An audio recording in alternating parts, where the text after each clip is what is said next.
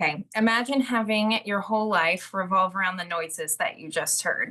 Well, that's pretty much what our life is like, and the life of most type 1 diabetics.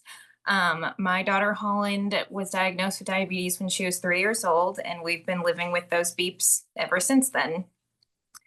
They come from her continuous glucose monitor, which sends us what her glucose is every 5 minutes.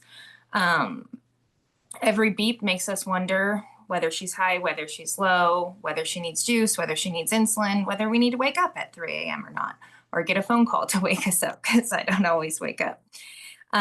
When she was diagnosed, I'll admit, I really had no clue even what diabetes was, what the difference of type 1 and type 2 was. I genuinely thought that type 1 meant like high blood sugar and type 2 meant low blood sugar.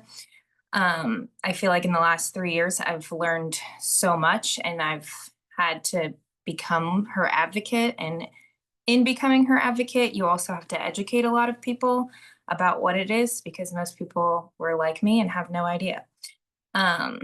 So type 1 is an autoimmune disease. That means the body's own immune system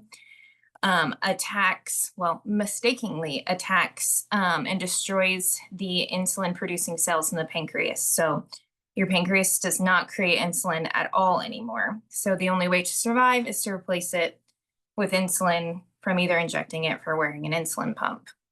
This is really different from type 2 diabetes, which is more common and seen in adults. That happens because that person's body becomes resistant to insulin. According to the CDC, only 5 to 10% of all diabetics are type 1s. So the rest are all type 2s. Another thing that people should know about type 1 diabetes is they didn't get it because they ate too much or they're fat or anything like that. A lot of it can be brought back to genetics, but not always. Like Holland, she doesn't have anybody in her family who has it. She's the only one we know. But there is like a genetic factor still to it. No amount of diet or exercise will ever take it away. Nothing will take it away unless she got a pancreas transplant, which they don't offer those yet. She can eat the same food as everybody else. She just has to calculate what carbs are, or we have to do that for her, and then administer the right amount of insulin, and that's called a bolus. There's a lot of words that I feel like you learn that you had no idea what they were before, bolus being one of them, and that's the insulin she takes before every meal. She gets a background insulin all the time, which is called basal insulin. It's, again, a lot of words that you didn't know about before.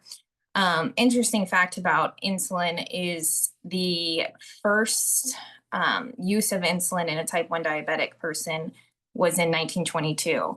Before that, being diagnosed with type 1 diabetes was basically a death sentence. The average person only living 1 or 2 years after they were diagnosed.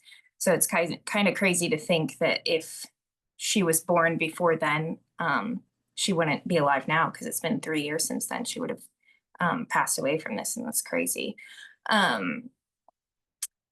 Diagnosis for Holland was really surprising because I took her in thinking that she had a UTI and she just had frequent urination and she was super thirsty, which to me seemed like those kind of symptoms, but those are the first symptoms that a lot of kids have. And sometimes it's overlooked for weeks, and a lot of kids end up in the hospital going through DKA, which is something you really want to avoid.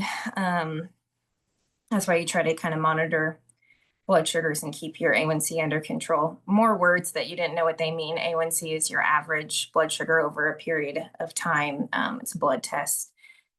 But it really, this community is a lot smaller than you think it is. And that's probably why there's not a lot of people who know about it. According to the CDC, there's only 304,000 children and teens living in the United States with type 1 diabetes. And when you think of how many people are in the United States, that's not that many. But all of those families, just like us, are living with those beeps and figuring out every day. Um, for Holland and for us, those beeps mean security and safety. We're very, really thankful for advances in like modern technology that make it so that she's still alive and that we are able to monitor things and keep her healthy, and it's just a lot more manageable than it used to be. Um, I hope that someday the misconceptions between type 2 and type 1 are a little less.